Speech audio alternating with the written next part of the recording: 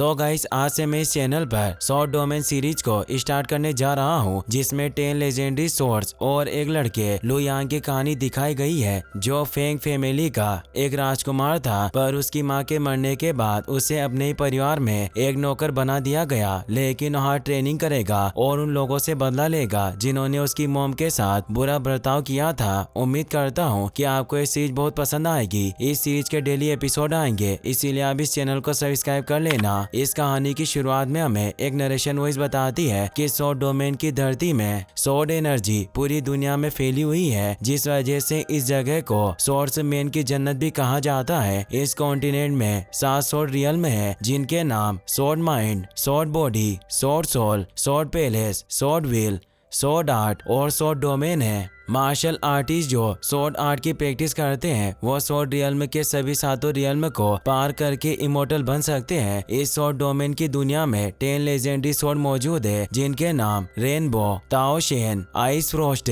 Star fire, mountain suppressor, wind chaser, silent thunder, crystal light, dark Kirin और blood goal है। ये सभी source elemental की ultimate energy को रिप्रेजेंट करती है, जिस वजह से सभी 10 सोर्ड के एलिमेंट्स अलग अलग है। रेनबो का एलिमेंट मेटल है, ताओ शेन का वुड, आइस फ्रोस्ट का वाटर, स्टार फायर का फायर, माउंटेन सरप्रेसर का अर्थ, विंड चेसर का विंड, साइलेंट थंडर का इलेक्ट्रिसिटी, क्रिस्टल लाइट का लाइट, डार्क किरीन का डार्कनेस और ब्लड गोल सोर्ड का एलिमेंट ब्लड है। वक्त गुजरता गया और अब इस कॉन्टिनेंट में ग्रेट पावर के सिर्फ 5 कबीले ही बचे हैं, जिनके पास से लेजेंडरी सोर्ड्स हैं। सेंट्रल डोमेन के सोर्ड सेट के पास 3 लेजेंडरी सोर्ड है। ईस्ट डोमेन की हुआ फैमिली के पास माउंटेन सरप्रेसर सोर्ड, साउथ डोमेन की चू फैमिली के पास स्टार फायर, नॉर्थ डोमेन की लोअ फैमिली के पास आइस फ्रोस्ट सोर्ड और लू फैमिली के पास लेजेंडरी रेनबो सोर्ड है, जिस वजह से वो वेस्ट डोमेन पर राज करते हैं। आज वेस्टर्न डोमेन की लू फैमिली के पेट्रियार्क ने सारे सोर्ड रियल्म को पार कर लिया है। उनका नाम लू शेन टोंग है। पूरे सोर्ड डोमेन में ऐसे बहुत कम सोर्ड मास्टर्स है जिसने सारे सोर्ड रियल्म को पार किया हो। हम लू शेन को देखते हैं, वो अपनी वाइफ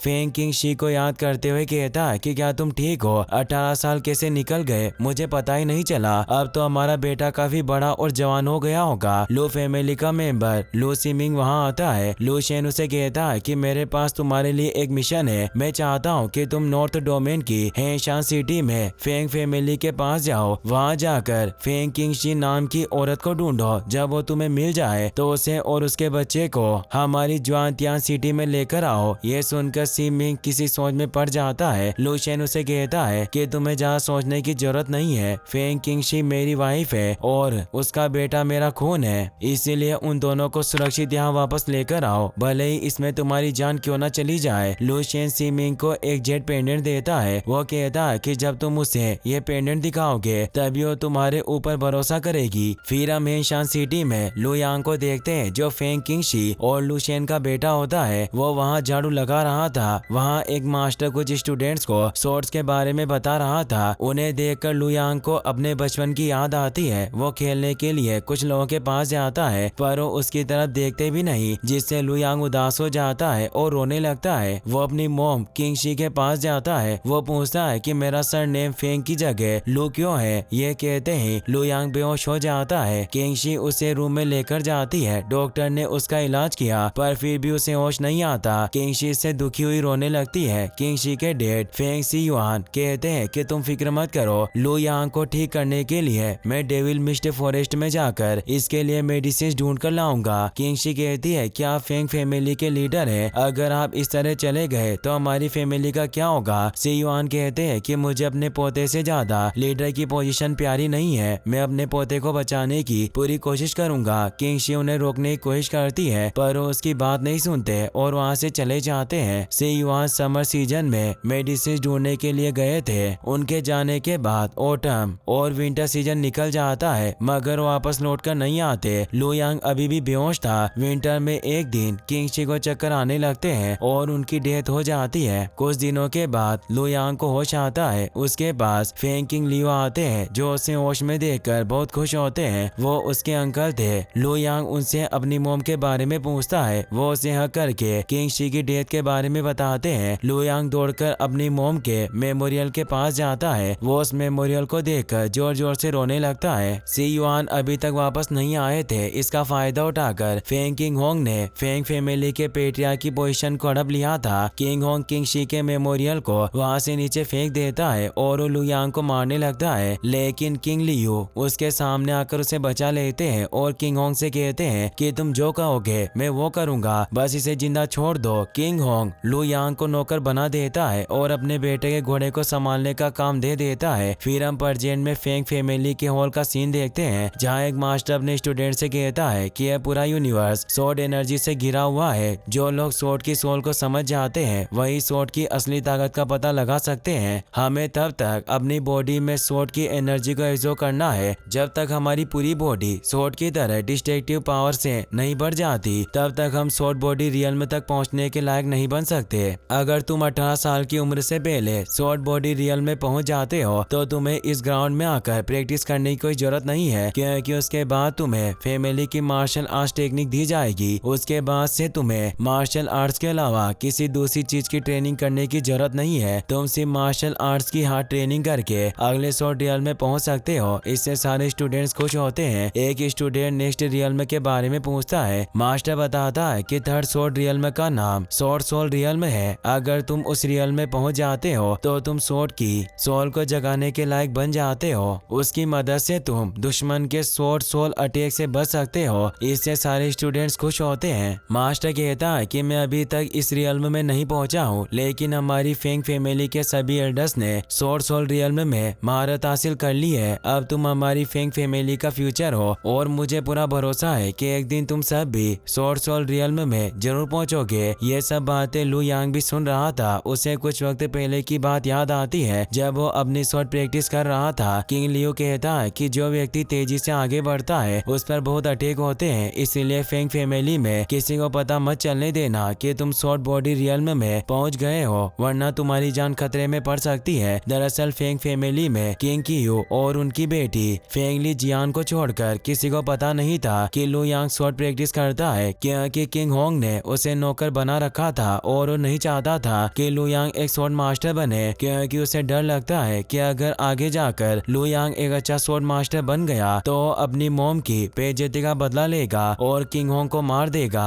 ये सब बातें याद करके लू यांग कहता है कि जिस तेजी से मेरी शॉट प्रैक्टिस चल रही है मुझे सोल शॉट रियल में पहुंचने में ज्यादा वक्त नहीं लगेगा। इसके बाद मेरे इतने सालों की मेहनत सफल हो जाएगी। फिर हम किंग होंग के दूसरे बेटे को देखते हैं। उसका नाम फेंग ली चू था। कुछ स्टूडेंट्स उसकी तारीफ कर रहे थे क्योंकि वो शॉर्ट बॉडी रियल में पहुंच गया था। वो कहते हैं कि सेकंड यंग मास्टर अभी सिर्फ 17 साल के हैं और उन्होंने अभी ही शॉर्ट बॉडी रियल में महारत हासिल कर ली है। अपनी तारीफ सुनकर ली चू बहुत खुश होता है। ये सब बातें सुनकर लू यांग सोचता है कि रोज सुबह एक टीचर ली चू को ट्रेनिंग देता है और दोपहर को किंग होंग उसे शॉट के बारे में सिखाता है। इसके अलावा उसे रात में हाई क्वालिटी का टॉनिक पीने के लिए दिया जाता है। वो 17 की उम्र में सिर्फ शॉर्ट बॉडी रियल में महारत हासिल कर पाया, फिर भी ये बेवकूफ उसकी इतनी तारीफ कर रहे हैं। अगर मुझे ये सब चीजें मिल जाती है तो मैं बहुत आगे निकल गया होता। लू यांग ये सब बातें सोच रहा था, तभी ली चू पीछे से आकर लू यांग को वीप से मारने लगता है, मगर लू यांग साइड में होकर बच जाता है। ली चू कहता है कि आजकल तुम्हारी हिम्मत काफी बढ़ गई है। मैंने शॉर्ट बॉडी रियल में महारत हासिल कर ली है और सब लोग मुझे बधाई दे रहे हैं, लेकिन मुझे लगता है कि तुम मेरी कामयाबी से खुश नहीं हो, क्योंकि बस तुमने ही मुझे बधाई नहीं दी और मेरी तारीफ नहीं करी। क्या तुम्हें मेरे शॉर्ट बॉडी रियल में जाने से कोई प्रॉब्लम है? वो लू यांग को वीप से मारता है। उसके बाद ली चू हॉर्स कार्ड में बैठ जाता है। लू यांग को उस पर बहुत गुस्सा आता है, पर वो उसका कुछ नहीं कर सकता था क्योंकि किंग होंग का बेटा था। लू यांग उसे शॉर्ट बॉडी रियल में पर पहुंचने के लिए बधाई देता है। ली चू कहता है कि मार खाने के बाद तुम्हारी अगले ठिकाने आई है, अब मुझे जल्दी से ड्रैगन वैली ले चलो, क्योंकि अब मैं शॉर्ट बॉडी रियल का मार्शल आर्टिस्ट हूँ, इसीलिए मैं दूसरे मार्शल आर्टिस्ट के साथ प्रैक्टिस करूंगा। लू यांग हॉर्स कार्ड को चलाकर ड्रैगन वैली ले जाता है। वहाँ एक नौकर लू यांग से कहता है कि अब तुम्हारी जिंदगी और ज्यादा मुश्किल होने वाली है, क्योंकि ली चू शॉर्ट बॉडी रियल में पहुंच गया है, वो तुम्हें ज्यादा परेशान करेगा। दूसरा नौकर कहता है कि शॉर्ट बॉडी रियल में बॉडी की ताकत बहुत बढ़ जाती है। अब ली चू की पावर शॉर्ट माइंड रियल से बहुत ज्यादा बढ़ गई है। अगर अगर उसने अपनी पूरी ताकत से तुम्हें मारा तो एक दिन तुम्हारी मौत हो जाएगी। उसकी बातें सुनकर लू यांग सोचता है कि इन जैसे नॉर्मल लोग मेरे जैसे टैलेंटेड जीनियस का दिमाग नहीं पढ़ सकते हैं। उन्हें पता नहीं होता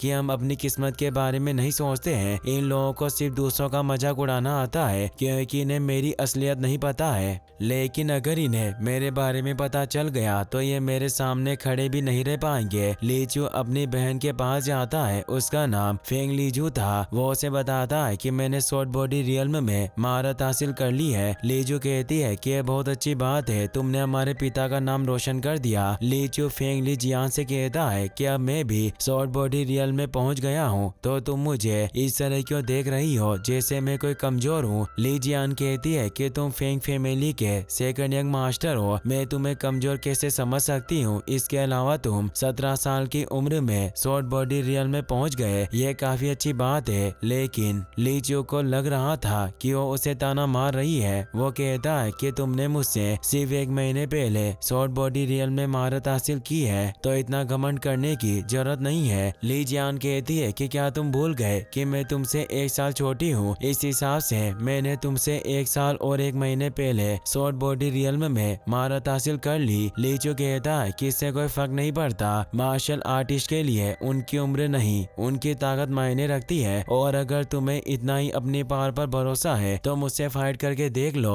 ली जियान फाइट करने के लिए तैयार हो जाती है। लीचू लीचू से कहती है कि ली जियान कमजोर नहीं है, इसीलिए संभल कर रहना। लीचू कहता है कि मेरे डैड ने खुद मुझे स्वॉर्ड आर्ट सिखाया है, तुम फिक्र मत करो, मैं उसे हरा दूंगा। दोनों फाइट के लिए अरीना में आ जाते हैं। लीचू अपनी शॉर्ट फोर्स से ली जियान पर अटैक करता है, वो उसके सारे अटैक से बच जाती है। इससे गुस्सा होकर लीचू डबल शॉर्ट स्किल से उस पर अटैक करता है, लेकिन ली जियान उस अटैक को भी आसानी से रोक देती है। दोनों फाइट करने लगते हैं। लीचू सोचता है कि आखिरकार ये क्या है, ये इतनी ज्यादा स्ट्रॉन्ग कैसे हो सकती है। ली जियान तेजी से उस पर अटैक करती है, जिससे लीचू के हाथ से स्वॉर्ड छूट जाती है। ली जियान अपनी स्वॉर्ड उस पर पॉइंट कर देती है। वो कहती है कि तुम्हें अभी बहुत कुछ सीखना बाकी है, इसीलिए पहले ट्रेनिंग करो और उसके बाद मुझसे फाइट करने आना। इससे लीचू को बहुत गुस्सा आता है। वो अपनी स्वॉर्ड लेकर लू यांग को मारने के लिए जाने लगता है, लेकिन ली जियान उसके सामने आ जाती है। वो कहती है कि तुम ये क्या कर रहे हो। लीचू कहता है कि मैं मानता हूँ कि इस वक्त मैं तुम्हें नहीं हरा सकता,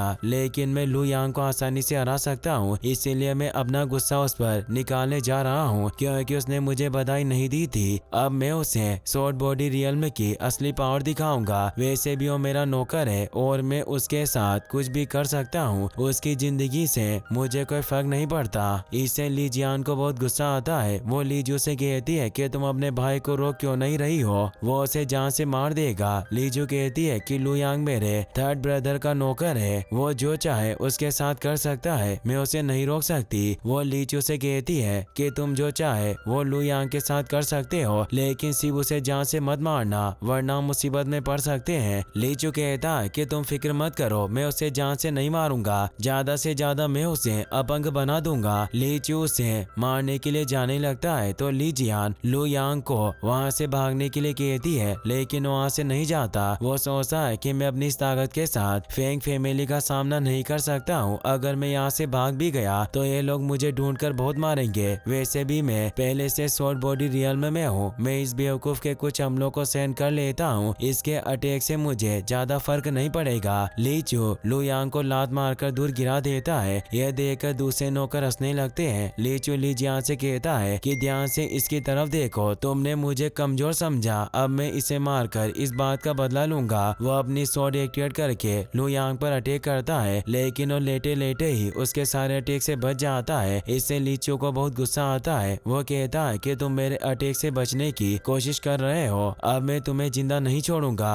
वो फिर से उस पर अटैक करता है, मगर वो इस बार भी उसके अटैक से बच जाता है। लीचू कहता है कि मुझे आज पता चला है कि तुम्हारी बॉडी काफी फ्लेक्सिबल है, इसका मतलब तुम किसी को बताए बिना सीक्रेटली मार्शल आर्ट्स की ट्रेनिंग करते हो। क्या तुम हमारे साथ गद्दारी करने की कोशिश कर रहे हो या मुझे मारने के लिए ये सब सीख रहे हो? लू यांग इसका कोई जवाब नहीं देता। लीचू कहता है कि तुम एक नौकर हो जिसका कोई बाप नहीं है, क्या तुम्हें सच में लगता है कि तुम फेंग फैमिली से बदला ले सकते हो? ये सुनकर लू यांग को बहुत गुस्सा आता है। उसे अपने बचपन की याद आती है जिसमें सब लोग उसे परेशान कर रहे थे और उसे पीट रहे थे। ये सब याद करके के लुयांग को बहुत ज्यादा गुस्सा आता है। इसी के साथ ये एपिसोड यहीं पर खत्म हो जाता है। गाइस, अगर आपको वीडियो पसंद आया हो तो इस वीडियो को लाइक करने के साथ साथ चैनल को सब्सक्राइब जरूर कर लेना। मिलते हैं नेक्स्ट वीडियो में।